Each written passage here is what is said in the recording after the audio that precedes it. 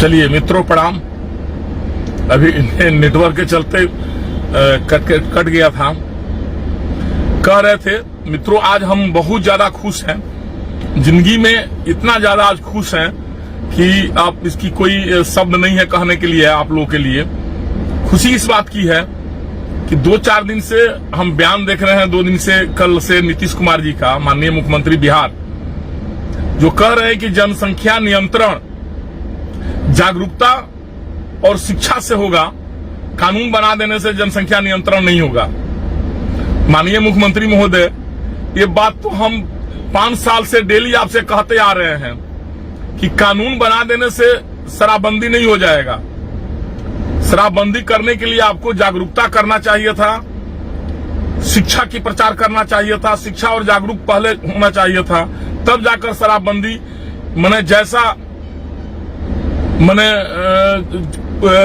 शराबबंदी जैसा मतलब महापाप कहिए या शराबबंदी जैसे महाअभिशाप कहिए समाज के लिए, तभी वो शराबबंदी पूर्ण रूप से लागू होगा और समाज आपका परिपूर्ण रहेगा। लेकिन आपने तो जो आज आप बोल रहे हैं, आज जो आपको बुद्धि खुला है कि जनसंख्या नियंत्रण कानून बना देने से नहीं होगा, उस दिन आपका बुद्धि कहाँ था? क्या जनसंख्या शराबबंदी करने से, शराबबंदी कानून लागू कर देने से शराब बंद हो गया क्या? आपने तो गांव-गांव घर-घर, जो अब तो पहले तो भट्टी पर दारू मिलता था, अब तो गांव-गांव दारू बिकने लगे। गांव में 5-5, 6-6, 7-7, 10-10 लड़के सब दारू बेचना चालू कर दिए। जो भी बेरोजगार लड़के थे सब रोजगार में लग गए। अब चलिए इनडायरेक्ट उन लोग को रोजगार दे दिए। दारू कहां बंद हो गया? माननीय मुख्यमंत्री जी महोदय, आपसे आग्रह है माननीय मुख्यमंत्री महोदय, एक बार भेष बदलिए और हमारे साथ आइए या अपने किसी विश्वासी आदमी के साथ आइए या किसी गांव में जाइए और वहां पर आप स्वयं किसी आदमी लड़का से भेंट करके और दारू खरीद कर मंगा लीजिए, तुरंत आपको मिल जाएगा। ये हम गारंटी दे रहे हैं। अगर नहीं मिलेगा तो हम जिंदगी भर आपका गुलामी हो जाएंगे। आप गांव-गांव आप दारू बिकवा दिए, घर-घर दारू बिकवा दिए, तो एक कानून बनाने में उस दिन आपको याद नहीं आया। आज आपको याद आ रहा है कि जनसंख्या नियंत्रण का प्रजनन दर तभी कम होगा कि आप जागरूकता लाइए, शिक्षा लाइए। दारूबंदी जब किए तभी आपको बुद्धि नहीं था, तभी आप धीरे धीरे पार्ट वाइज कम करके, कभी 10 दुकान, 20 दुकान, 25 दुकान, 100 दुकान हर साल कम करके, और आज 2020 तक पूरा बंद कर दिए रहते, 2021 तक। उस दिन आपको बुद्धि नहीं आया। आपने तो कसम खा लिया माननीय मुख्यमंत्री महोदय। हम तो आपका आज बहुत बड़ा फैन हो गए हैं, बहुत बड़ा फैन आपका हम बन गए हैं कि आप तो कसम खा चुके हैं कि भारतीय जनता पार्टी जो कहेगी उसके विपक्ष में हम रहेंगे, उसका बात नहीं मानेंगे। हमको उस दिन याद है, सुशील कुमार मोदी जी इसके विरोध में थे शराबबंदी के, तो आपने कहा कि नहीं शराब बंद कर देंगे। पूरे देश में हर जगह दारू बिकता है, कहीं किसी राज्य में नहीं, कहीं बंदी नहीं है। आपने शराबबंदी कर दिया, सारा टैक्स खत्म कर दिया, बिहार का विकास आपने अवरुद्ध कर दिया पूरा के पूरा। सब माननीय सदस्य लोगों का 2-2 करोड़ रुपया आपने काट लिया कि हम कोरोना काल में सबको, क्या कोरोना काल में किए रुपया काट कर सब लोगों का? सो क्या किए रुपया काट करके? सो आप ही बताइए। वो तो उसी तरह आप शिक्षा विभाग में, क्या स्वास्थ्य विभाग में कहीं भेजे हैं, क्या किए हैं, नहीं किए हैं, किसी माननीय से आपने अनुशंसा नहीं लिया, कुछ नहीं किया। हम तो ताजुब करते हैं, पता नहीं गठबंधन धर्म पालन करने का सारा जिम्मा लगता है बीजेपी के ही, हमारे राज्य स्तरीय नेता लोग को हो चाहे जिन नेता लोग को, पता नहीं क्यों लोग आपको इतना महत्व देते हैं। जनसंख्या नियंत्रण कानून सरकार लाने जा रही है, प्रदेश सरकार आपका जनसंख्या नियंत्रण कानून लाने जा रही है, जो आपको बुरा लग रहा है क्योंकि वो बीजेपी ला रही है। नहीं, ऐसा नहीं, जनसंख्या नियंत्रण कानून नहीं लाना चाहिए। आपके हिसाब से जागरूकता करना चाहिए और शिक्षा देना चाहिए। और शराबबंदी के लिए सर क्या हुआ? उसमें जागरूकता की जरूरत नहीं है क्या? उसमें शिक्षा की जरूरत नहीं है क्या? आप तो पिछले बार आपको बीजेपी ने कहा कि आप मंत्रिमंडल में शामिल हो जाइए, तो आप किसी आइल बिल्ली खम्मा नोचे खिसिया के चलिए नहीं रुआ दिल्ली से, हम ना शामिल हो खब, हमरा 4 गो सीट चाहिए तो 5 गो सीट चाहिए। आज क्या है, कोई सीट पर मान गए नहीं रुआ, हमरा समझे में नहीं आवत। मैंने बीजेपी जो उनको ही तो रुआ ना करब, ये एकदम राउर साफ ही ना इरादा बाटे, एकदम उल्टे रहे रुआ बीजेपी के। बीजेपी जो काम कही ओकरा उल्टे रुआ करब। ओकरे बाद भी पता नहीं बीजेपी के राज्य स्तरीय नेता लोग कहे रुआ सब कितना महत्व देता। अभी बैकुंठपुर का ताजा उदाहरण ले लेनी रुआ, अपना प्रिय जे रुआ के कहते कि हमार का लागम रुआ, उनकरा के रुआ निर्दलीय खड़ा करा के बीजेपी के उम्मीदवार वहां जो रहनी मिथिलेश तिवारी जी, उनकरा के रुआ हरवा देहनी। आज फिर उनकरा के पार्टी में रुआ मिला लेनी, मिला के उपाध्यक्ष बना देहनी। ये तो बहुत बड़ा और बड़प्पन बाटे भाई। इतना सुंदर गठबंधन धर्म पालन करने वाला हमरा तक केहू सुंदर नेता ना मिलल। बड़ा सुंदर गठबंधन रुआ पालन करतनी महाराज, तो बड़ा अच्छा बात कहा। गुप्तेश्वर बाबा के VRS दे के गुप्तेश्वर पांडे जी के, श्री गुप्तेश्वर पांडे जी के टिकट ना दिया, कितना अच्छा गठबंधन धर्म पालन भइल। वो कम के दे दियल गई आराम से कि भाई चलिए हमारे बतियों बच जाये। अमनौर से टिकट काट दियल गई चोकर बाबा के, शत्रुघ्न तिवारी जी के, वो अपना लोग के खड़ा करके जिता दियल गई। चलो भाई वो खत्म हो गई। राघव शरण पांडे की टिकट काट दियल गई। तो गठबंधन धर्म पालन करे के अगर केहू सीखे तो रउआ से सीखे। और बहुत बहुत धन्यवाद बाटे। हम बड़ा रुआ से खुश बनी। आज पहला बार रुआ से प्रभावित भइल बनी कि रुआ अपना दिल के बात कहले बनी कि जागरूकता से ही प्रजनन दर कम हुई और शिक्षा से। ये बात सही बा। ये दारू पर शराब पर भी लागू होकत रहल हो, लेकिन रुआ वो बेरा तब पता नहीं कामना मन में रहनी, हमरा समझे में नहीं आई। आज रुआ से और आग्रह बाटे मुख्यमंत्री महोदय, रुआ विषय में का कहल जाओ। हम तो इतने रुआ से कहे कि कितना सुंदर रुआ विकास 2005 से 2010 ले कैले रहनी है। सगरी अपना विकासवा के काहे अब लिपा पोती रुआ करतनी। रुआ बस ये बा ना राउर उम्र हो गई। का चाहतनी कुर्सियां लेके रुआ ऊपर जाए स्वर्ग में। कुर्सियां यही जा रही, सब लोग ऊपर जा रहा बा, सब लोग चल गई, सब लोग जरा जब लिखल हो सब जाई। कसम बिहार के जनता के पीसी तो मत। पहले जानते नहीं राउर कितना अच्छा नेचर रहल हो। पहले रुआ 4 साल 4.5 साल खाली विकासे के बात करत रहनी है। 6 महीना में रुआ चुनाव लड़त रहनी है, जीत जात रहनी है। कितना पब्लिक के अच्छा लागत रहा, हमरो अच्छा लागत रहा, हमरा बहुत अच्छा फैन रहनी है। लेकिन अब तो रुआ 5 साल राजनीति करता नहीं कि राउर कुर्सी मत छीना जाओ, राउर कुर्सी मत छीना जाओ। कुर्सीए रुआ पौआ ओकर ठोकत चाहतनी कुर्सी के पौआ इतना सुंदर हम करी कि कुर्सी हमार टूटे ना, लेकिन ओकर बाद घून लाग गई बा कुर्सी में। कुर्सी तो राउर टूटबे करी। तो रुआ ये चाहता नहीं कि जिंदगी भर हम एथिये पर रही, कुर्सीए पर रही। अरे बिहार के जितना रुआ विकास कैले रहनी हो, वो विकासवा के लिपि पोती मत। और लिपो पोतम तो राउर शिकायत होता। हम तो रुआ से आग्रह करब कि अब बहुत समय बा। देखिए पढ़ल लिखल शिक्षित आदमी सबसे में कि IRS IAS से वहां के आयल बनी, वहां के हाथ में सत्ता दी। हम ये कोनो अपना लालचे नहीं कि कहत बिहार के जनता के भलाई हो जाये। और रुआ मार्गदर्शन मंडल में बैठ के एकदम रुआ सलाह दी, मशवरा दी। रुआ कितना स्वाभिमानी रहनी। 2014 में केहू कुछ रुआ के ना कहल, लेकिन ओकर बाद रुआ हार गई तो सत्ता त्याग देनी। और जीतन राम मांझी सर के रुआ बना देनी मुख्यमंत्री। आज रुआ के कितना लोग शिकायत करता। राउर अपना दल के लोग राउर बात माने के तैयार नहीं थे, रुआ के नेता माने के तैयार नहीं थे। ओकरा बादो रुआ कुर्सी छोड़े के तैयार नहीं थी। मने एकरा का कहल रुआ बताई, का अपन प्रतिष्ठा गाँव तनी कितना सुंदर रुआ पहले रहनी है। अभियो त्याग करी, त्याग करके विकास 5 साल रुआ खाली राजनीति मत करी, कुछ विकास के भी अब जब तक RCP सर के लिए आई और दल में रुआ नेता कि बिहार की जनता के अब ज्यादा पेरी मत रुआ। और वह बहुत महिला सशक्तिकरण के बात करते रहे महाराज। राउए जिला नालंदा, अभी एक औरत हो जाके क्या बयान देता रही, दारू पी करके बेचारी रोड पर घूम रही थी। और क्या क्या मीडिया में बयान दिए हैं। एको नेता लोग पकड़नी है, औरतिया के रुआ चालान कर देनी, बेचारी चल गई जेल।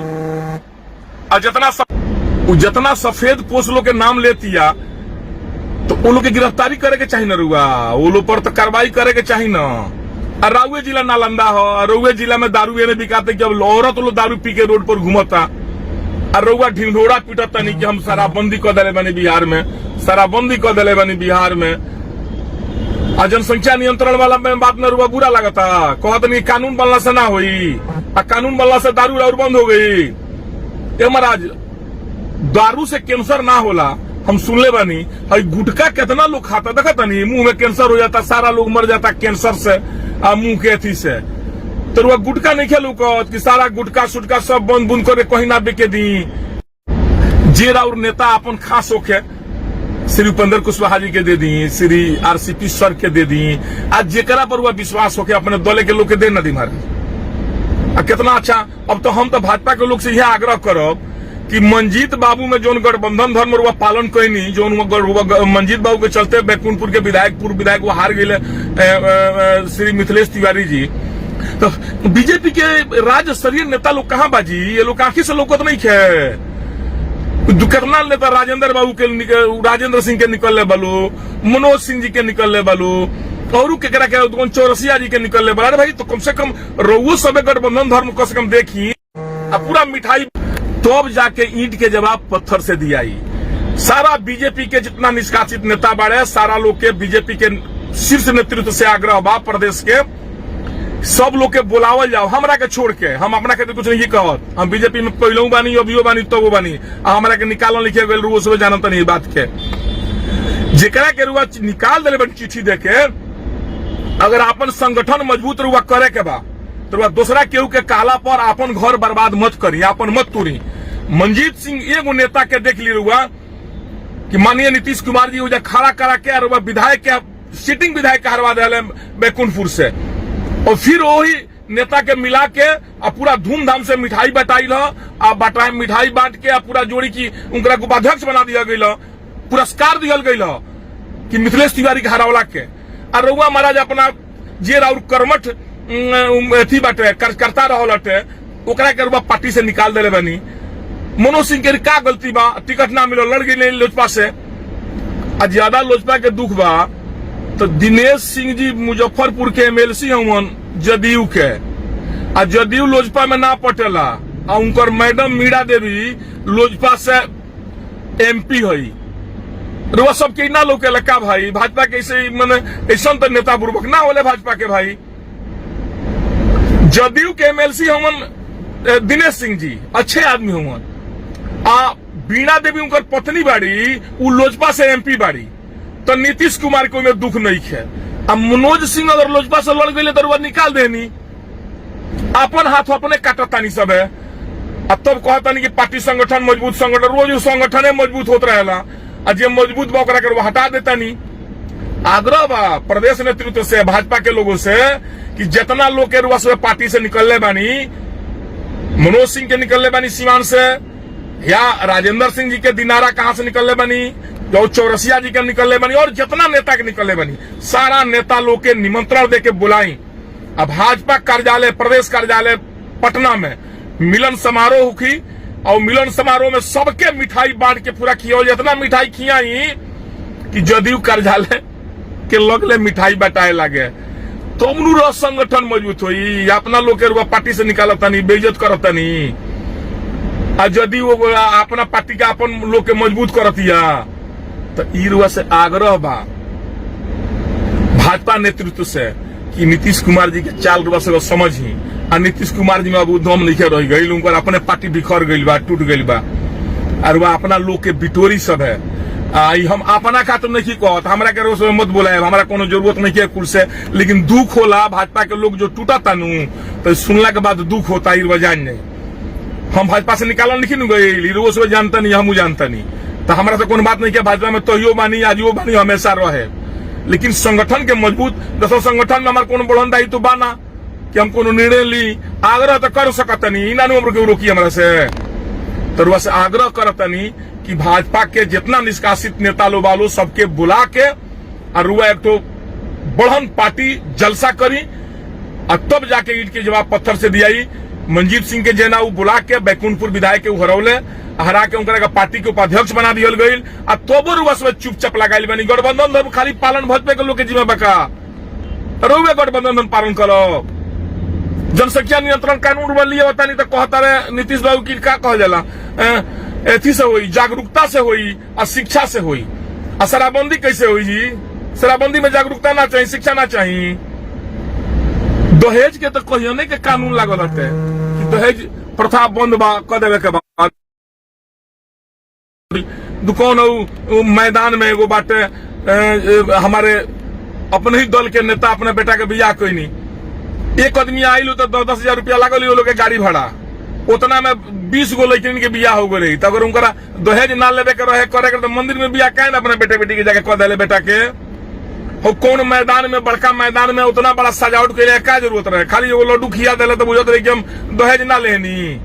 ई सब ढकोसला बंद कर जाओ आ तनी नेतृत्व पर ध्यान दिया जाओ आ छोट भइयो नेतृत्व पर ध्यान दिया जाओ।